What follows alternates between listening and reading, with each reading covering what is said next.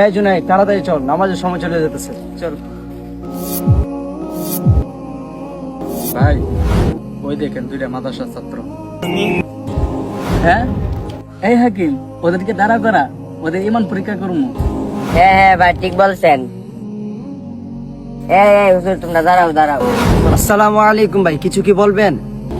আমাদেরকে দেখতে পারো না আমরা কি সুন্দর শার্ট প্যান্ট গায়ে দিয়ে পরি, এই টুপি পাঞ্জাবি গায়ে দিয়ে কি এমন পাইছো?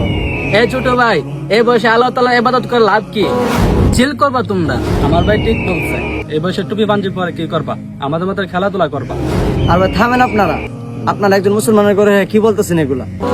আর আমরা টুই পাঞ্জাবি পড়ছি কেন জানেন? আমরা পরে কালে শান্তি পাবো বলে।